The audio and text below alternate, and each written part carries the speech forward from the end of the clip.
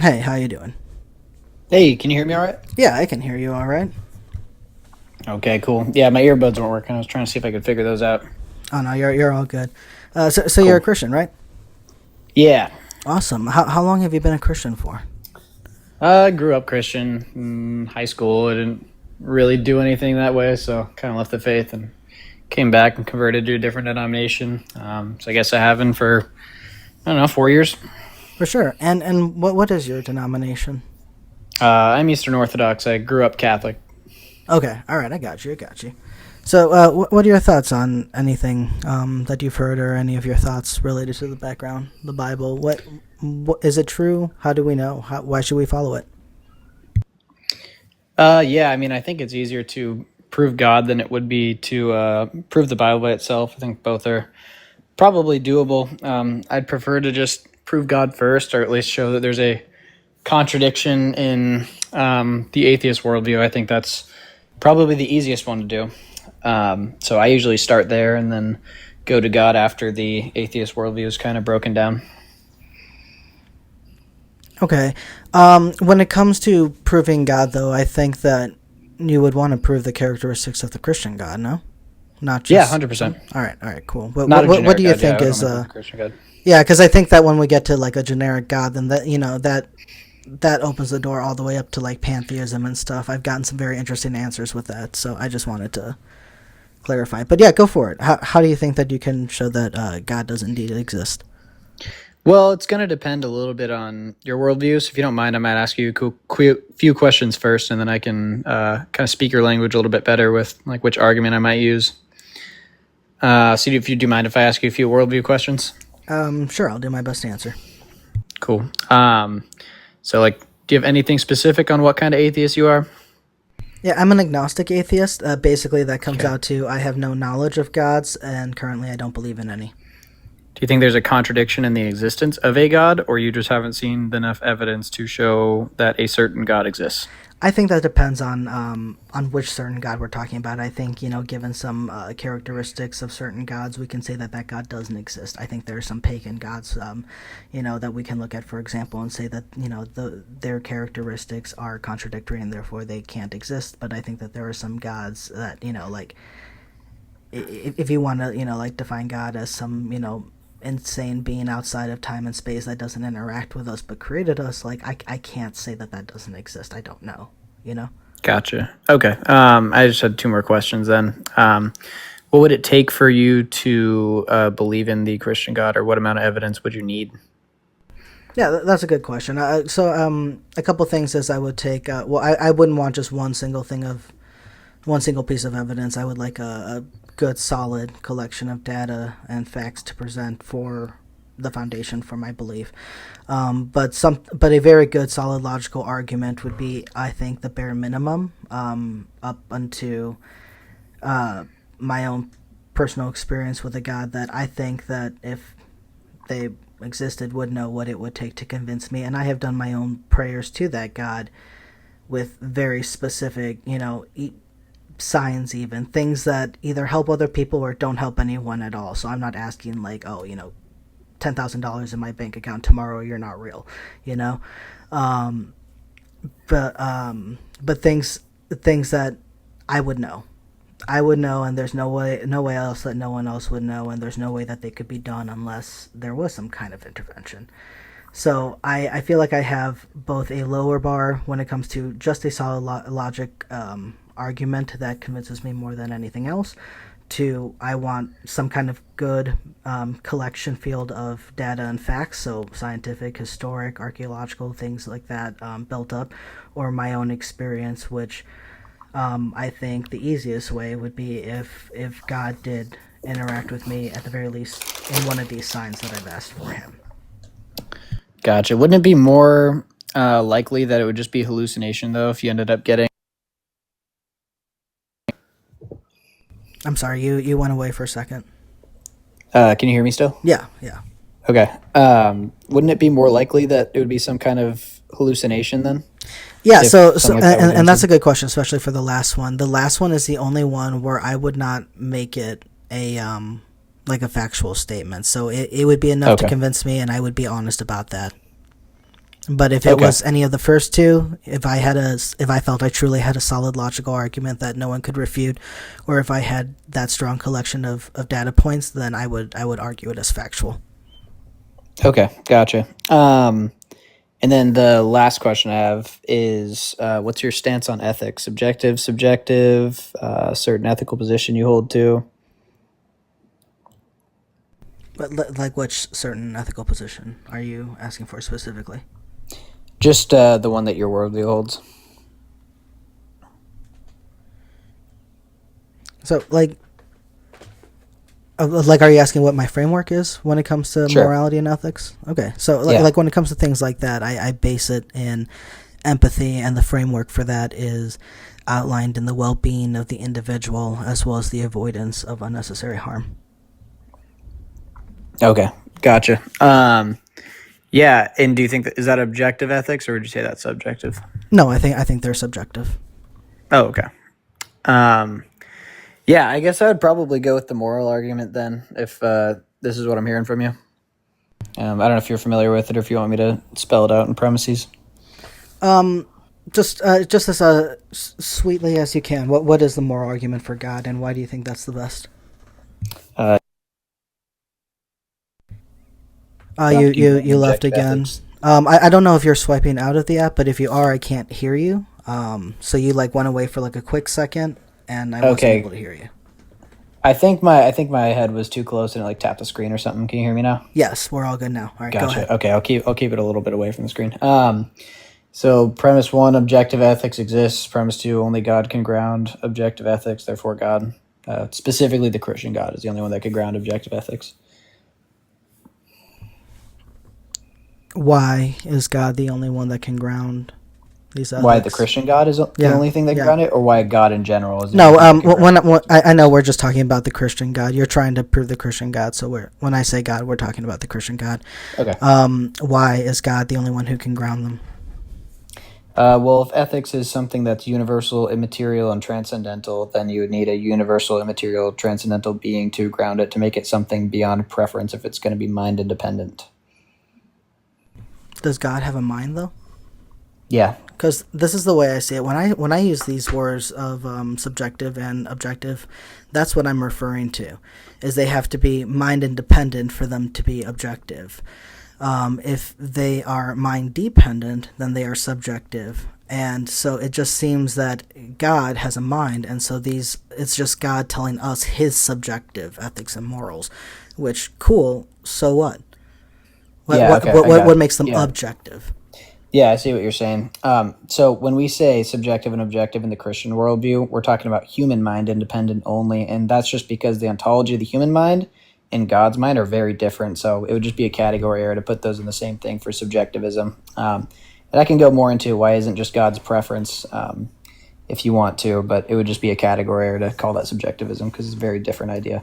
So I think there's two parts to this, but the first part I'm having a little trouble understanding why it's magically different if we're talking about God's mind. If the definition of whether it's dependent on that mind existing or not to exist, and if God's mind doesn't exist, therefore this stuff doesn't exist, that is by definition subjective. If you want to say that in your Christian perspective it's different, okay, cool, but I'm not quite sure how that really gets us anywhere, because I could say that in the Game of Thrones universe, arguments for the Lord of Light being real can be given, and that's cool for them, but that's their own little thing. Right, yeah, but you're giving me an internal critique when you're talking about that. So you have to work within the Christian worldview of what we're saying then. If you wanted to stay out of it, you would just have to say something a little bit different. And we can go through like a youth road dilemma style thing if that's the route you're trying to go with this too. Well, we are examining outside of the Christian worldview Okay. into it. So why, like, if we're just going internalized, then it's just everything is the way that it is. But we're asking why. Why is the Bible true? It's claiming the Christian God. How do we know that this being exists? This being that is supposed to, or at the very least, do you take the position that this being has, the triomni properties? Yeah, so it wouldn't just be subjective because it's something of God's mind, because it's more of God's nature is how the morality ends up being instantiated. And so that's where we're going to end up instantiating pretty much any transcendental category. So like rules of logic, consciousness, past, future, stuff like that. All that's going to be grounded in the mind of God, because like a strictly materialist worldview wouldn't be able to justify that. So when we talk about ethics and objective morality, we're talking about goodness, and that's something that we would call equal to God in the Christian worldview, and it's unchanging because God's nature is unchanging. So it's not of God's preference that specific day; it's something that's unchanging. So in the Christian perspective, more objective morality and ethics is not dependent on the mind; it's dependent on God's nature. Yeah, but I mean, the mind is also of God's nature, so Well, I mean, you can take either direction, sure. Well, and I guess why the reason it doesn't make sense to me is because for me, morality is the morality and ethics are the things that people use to determine right and wrong. Your nature is who you are, what you do, what you say. Yeah. So your nature comes after you've already balanced all these morals and ethics. So, God's nature is when he's out and, raining manna into the desert for his people and providing them water and stuff like that. God is showing his nature as this caring individual for his nation when they're in the desert.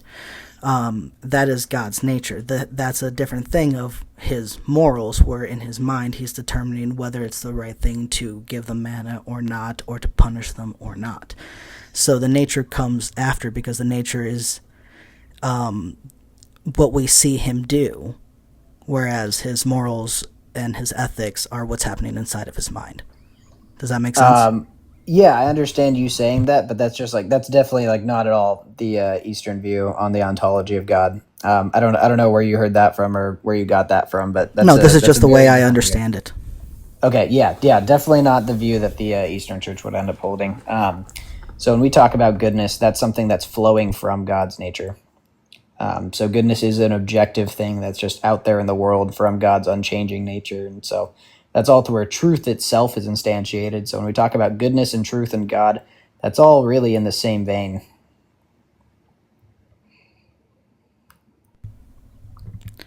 So then when it comes to God's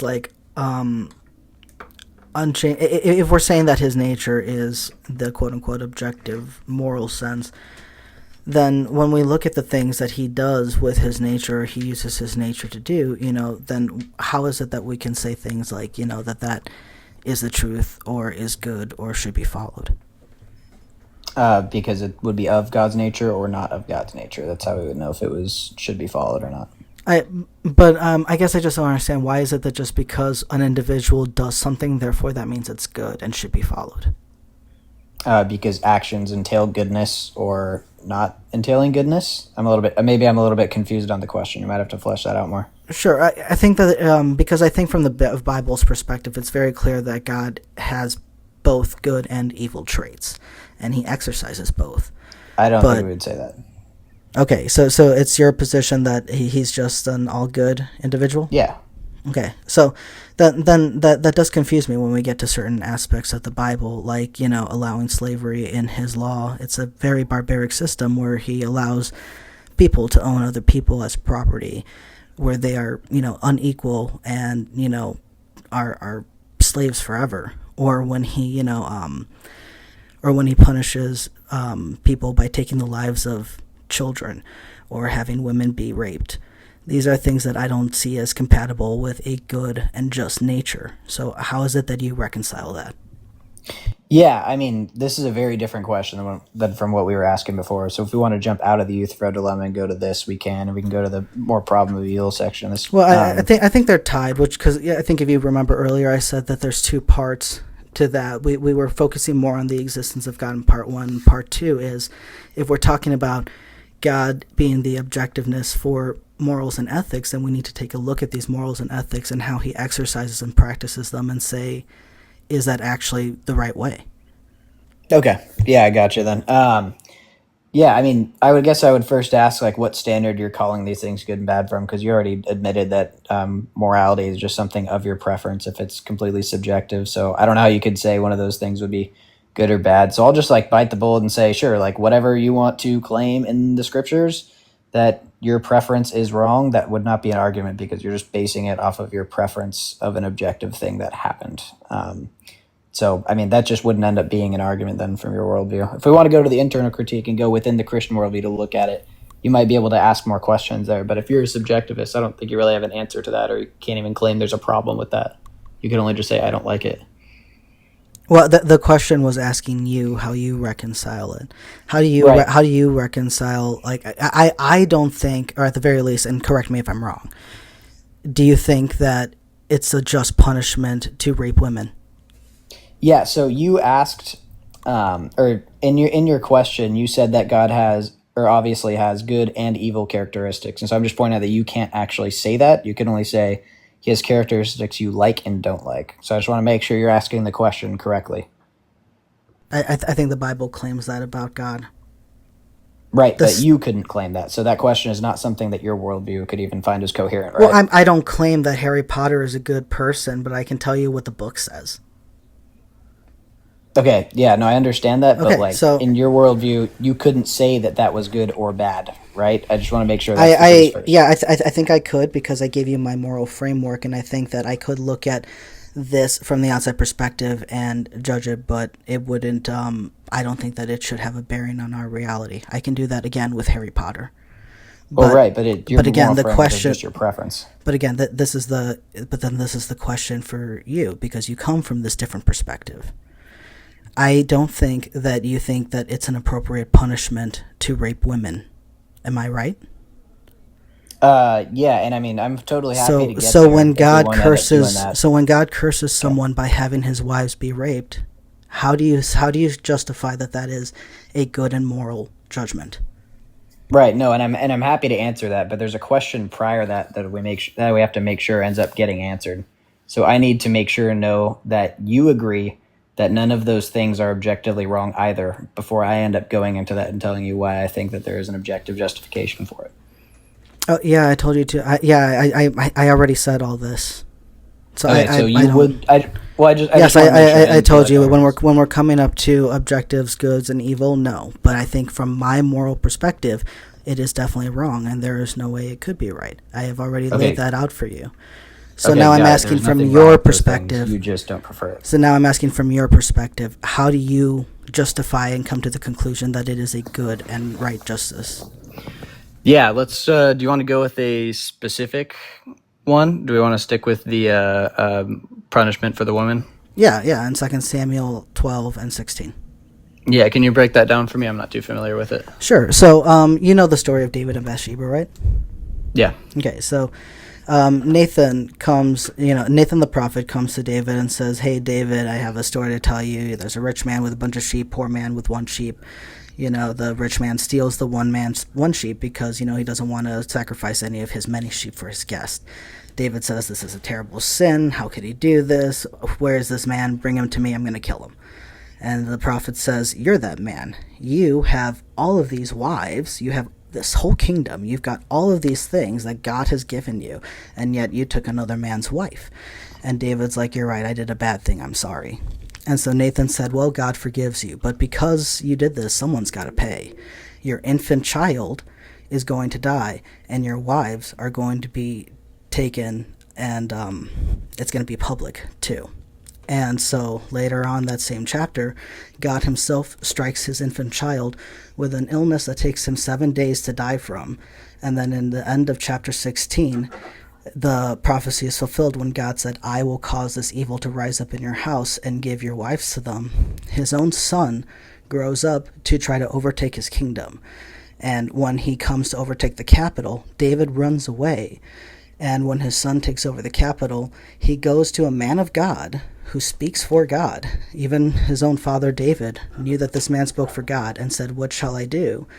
And this man said, "You need to take your father's wives, and you need to do it publicly." And that's what he did. So we see that God gave this curse to David for David doing a bad thing by killing an infant and having women be raped. How is that a just and good punishment? Okay, gotcha. So I guess the first thing would be that if I'm trying to judge this from what I think is good and bad, it would still be just it would just end up being preference based still. So I wouldn't have an objective personal view to end up like showing a contradiction in this anyways, and neither would you be able to. But even if we just look into the rest of like the last few chapters of Job, like the last few chapters are just questions being asked that would have answers that we have no idea what they could possibly end up being. And the whole point of that was to show that we're not going to be able to understand so many of the possibilities or things that end up happening, or even things that aren't even about ethics. Like we don't actually know these things. And so our trust and our faith is what's supposed to be front and center there, because obviously our finite minds wouldn't be able to understand a justification or a reasoning for certain things that might be good or bad, because justification can change what certain actions are actually permissible and not permissible.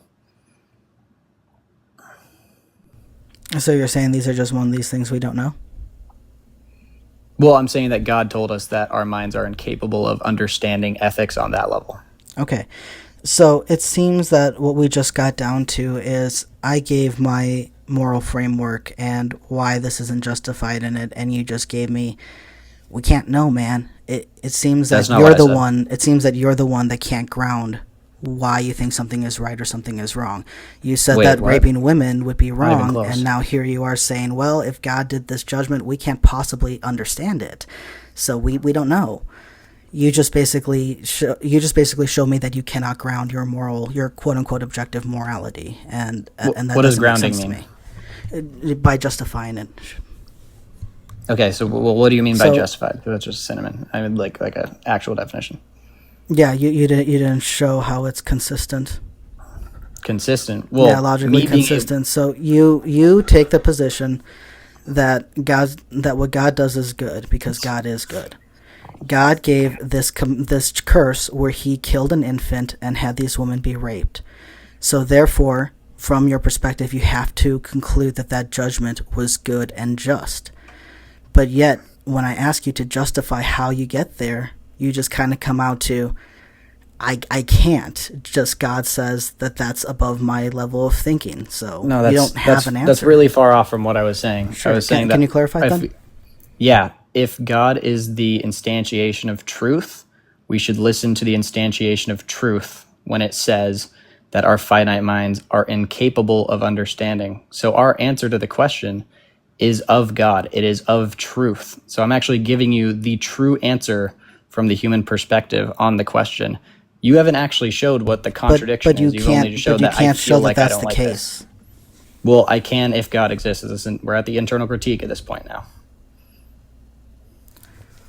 Yeah, okay. I understand that, but the problem is again, you have not been able to show why you think that this is a good and just command. You're just saying, well, this thing says he's good, and he did this thing, so therefore it must be, and I can't understand it.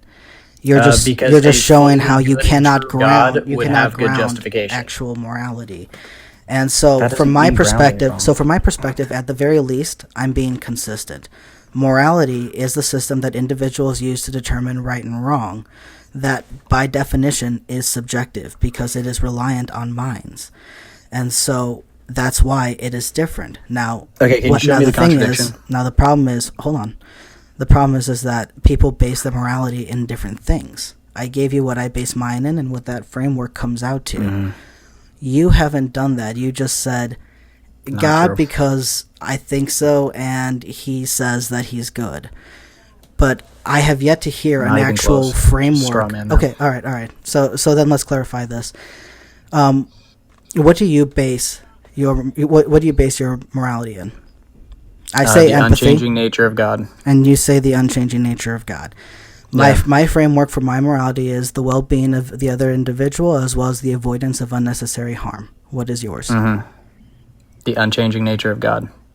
No, that's what you that's what you base it in. How does that? Right. How does that outline go?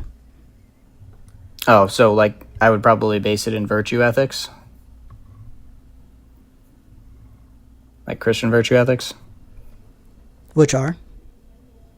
Are you not familiar with Christian virtue ethics? That might take a little bit longer to explain if you're not. I can just go with divine command theory if we want to go there instead. Okay. That'll be a little bit easier to go with. So divine command theory isn't a system of what's right and wrong. It's a system based off of might makes right. What we just went over why that's not the case. What was my answer to that? You said divine command theory, and divine command theory is might makes right, not what's right and wrong.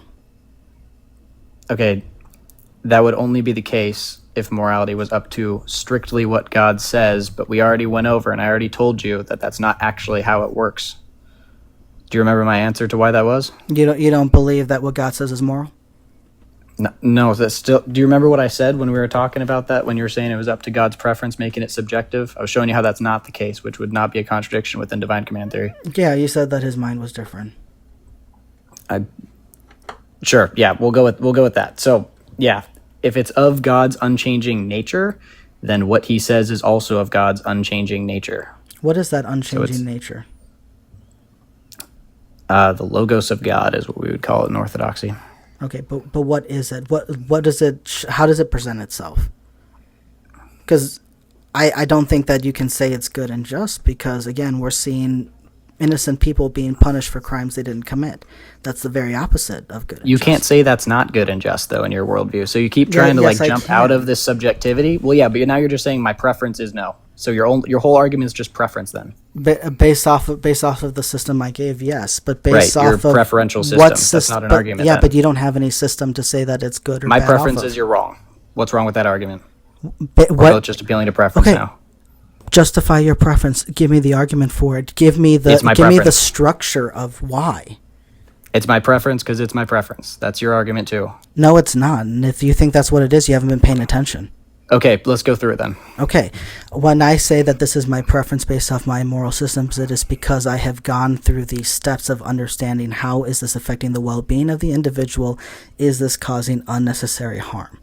And why is that bad? Now these are what I use to help me base my morals and my preferences. What do you use? And why are those things bad? What is your outline? Why are those things bad, dude? We're going through the internal critique on your side now. Why are those things bad? I'm trying to go through this point by point, okay? So that way we don't lose each other. So here's my point for my side. Now what's your point for yours? What's your outline for yours? No, dude, I'm trying to prove that you're here. Why are you dodging this? I'm trying to prove that yours are just preferences too. Dude, please. All right, ask the question again if you want to dodge out of it. I'm not trying to dodge out of it. I'm more than willing to move on to the next point, but I want us to stay equal in this, all right? Well, you asked me like 5 questions about the No, I'm asking you one question. You said it's my preference because it's my preference. Yeah, sure. Why is it your preference? Right, that's exactly what happened. Why is it your preference?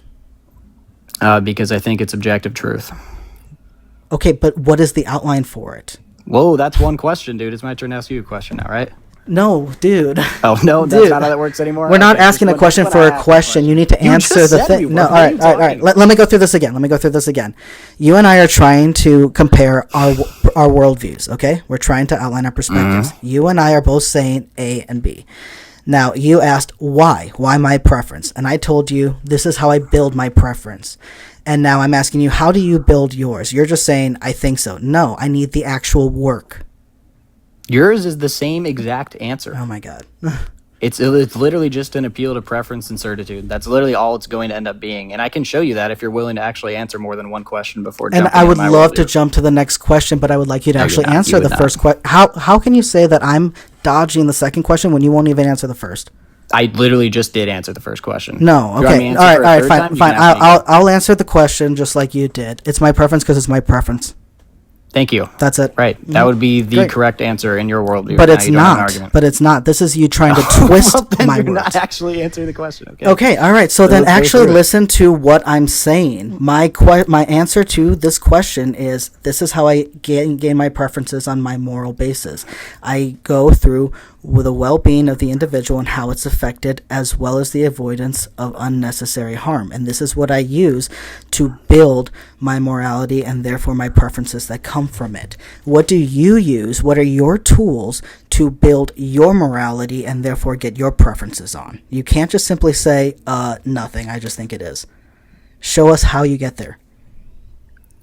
Because I think I can prove God exists and objective morality necessarily exists, then I can use that to show that the Christian God exists. We haven't gotten to that part of the argument yet, but that's where I would end up going. All right, that's a way better answer than what you've been giving. Now let's move on to the second question. Nope, I can't ask you one. Should you? Okay, I can? Yeah. This is okay. Cool. You see how easy that was? You see how easy that was? Right. I answered literally the exact same way Let's the go. first time. I just had to lay it out in kid steps for you. You So I you, you asked this really question didn't. this time. You just What it said is this it's my time. So here's preference what it is because this it's time. what I If you want to think. stop filibustering, I'll go. All right. So I want to ask you, why appealing to those objective things like harm entail any kind of goodness or badness? Why appealing to objective what? So you, in your worldview, you appealed to objective things like harm. No, What? I appealed to, I did not appeal to anything objective. I just appealed simply to observing. Now, here's the thing, though. They are different per individual, and that's why the observing is really important.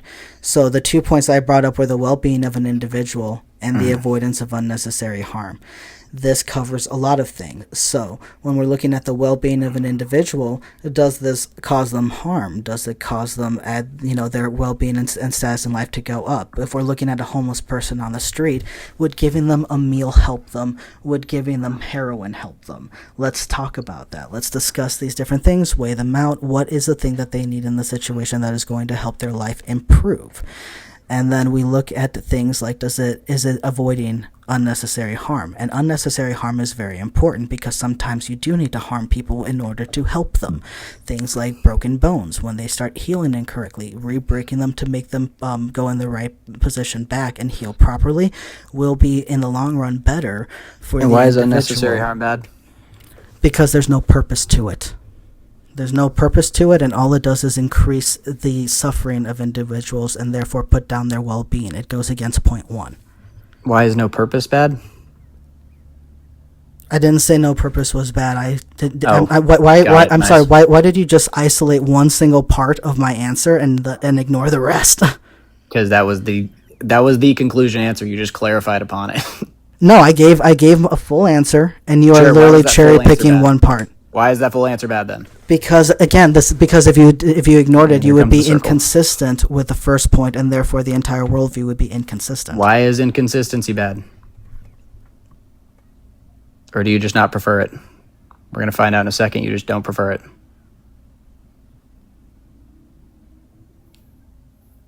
All right, so are you ready for Can me you to hear me? actually say what my Why answer is- is instead of why trying? is inconsistency bad? Dude, let me give my answer without you trying to be so angry because I'm not following your script. And No then one's angry and then I would like you to answer these questions. Sure.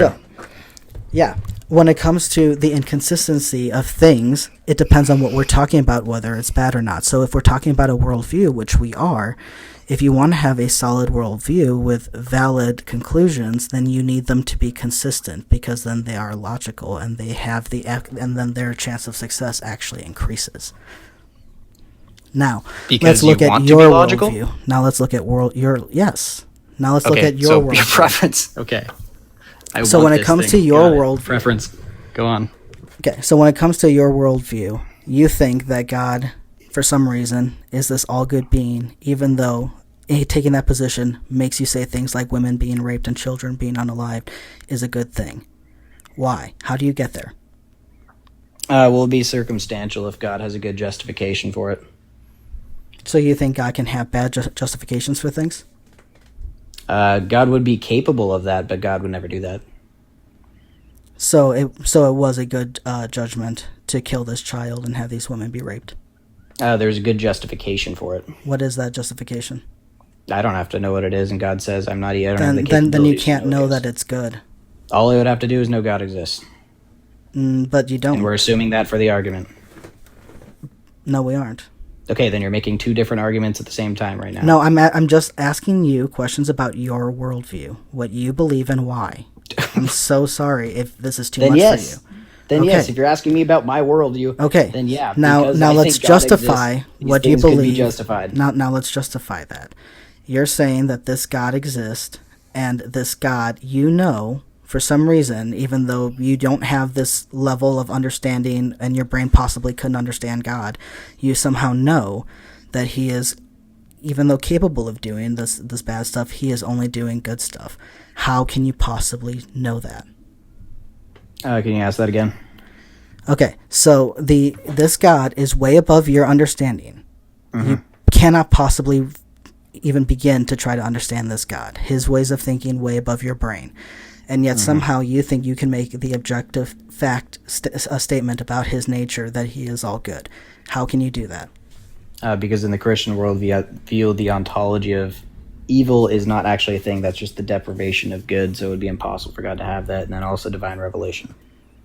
God appealed down to our finite minds to tell us these things. So it's just this group that you're a part of thinks so that's why it is. No, that would be a general Christian doctrine.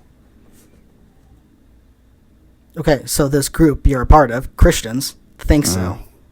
Okay, Muslims think the same thing about other gods. Yes. Just because a group thinks a thing, that doesn't make it accurate. How is it justified? God in the question, so there's no actual contradiction in that. If you don't want to assume God, you can ask a different argument. How can you know that God is good? Because God told us God is good, and it would be impossible for the ontology of evil to exist in itself. How do you know? How do you know that God is telling the truth when he says he is good? Because literally every single worldview ever would have to devolve into absurdity if God was evil. Why? Because then we would never be able to tell right from wrong, since they both have similar ontologies. And we couldn't appeal to God for good or badness. And it doesn't seem like you can tell what's right and wrong, because before you said rape was bad, and now you're saying it must have been fine in this instance. No, there can be actions that people do are bad with good justifications. So the rape itself was always bad, but it was good that it happened? There could have been a good justification for something that is usually bad. Yeah, you said there could have been, but you don't know, and therefore you cannot say that this was a good judgment. You're just saying, I think it is because it is my preference to hold this belief that God is good. You have not shown the justification for that. Well, why is preference wrong again? That's literally your entire argument. I didn't say preference was wrong. Again, this is all about the justification for these preferences. Your last answer was preference. No, I said you haven't justified it. It was want. It was literally want. So what's wrong with that then? I'm using the same thing you're using now. Ethan. I said you haven't justified it. The whole point of this has been to be what you have used to justify what you think is right and wrong, and you have shown nothing but flip-floppy, weak-ass changing stuff. Is there anything objectively wrong with me not wanting to even justify it? In your worldview, there's not. If you don't care about it, that's fine, but go ahead and admit that. You can't go around saying God is good. No, I 100% care, but you actually you can't go around saying God is always good, and when someone says, "What about these women he had raped?" and you're like, "I don't know, man, but God's good." Those things you don't believe are objectively wrong? I'm showing how you are being inconsistent in your worldview, and your logic doesn't make sense here. Appealing to lack of certitude is not a contradiction. You're gonna have to actually show a contradiction in the world. I showed you your contradiction. You're trying to make. Please tell me again. Because you're trying to make this factual statement that God is good always, and yet you have admitted that you cannot possibly know that. And we have already shown just one, and it wasn't hard to bring up one example where you're like, I don't know, but it just must be. What was my answer to why? You said that, if you look at the last few chapters of Job, there are just some things, that we just can't quite understand, and, but he's good, so it must have been good. Things that would be impossible for us to understand, but if God is good, then it is good, and I prove that God has to be good. But you haven't devolve into absurdity. Yeah, you haven't shown that. You haven't shown that's the case. You haven't shown that's the case. Yeah, I literally just did, because your worldview, the opposite worldview, would not be able to justify that. It's literally just preference. You thinking that I'm wrong and there's something wrong with that. You haven't demonstrated how your worldview is. You haven't shown how your worldview is in any way different or better than what I have presented. You have just given your own personal preference. In your worldview, and if anything, your worldview is actually worse than mine, because you have taken less steps to validate why you think certain things. You just said, that's not even objectively this book and this group that I'm a part of tell me this is the case, so therefore that's what I'm going to roll with. That's not objectively the case in your worldview. That's the funniest part. Like, your worldview can't even say that mine's worse. It's just that I have a preference towards mine. There's not objectively worse worldviews. Okay, so you agree you agree you have a subjective worldview. No, I'm giving you the internal critique, how you can't even say that. All right. Well, I want to thank you for your time. I have to be going to work. I hope that you can take a listen to this back later and see how you really just flip-flopped and were not able to justify your own worldview and your position. There is nothing I said from my perspective that is inconsistent or illogical.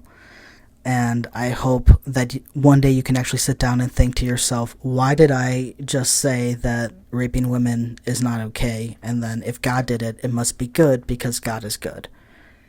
And I didn't have a justification for that. I hope that bothers you. And I hope that you go out one day and realize, you know what? I need to get a justification for this.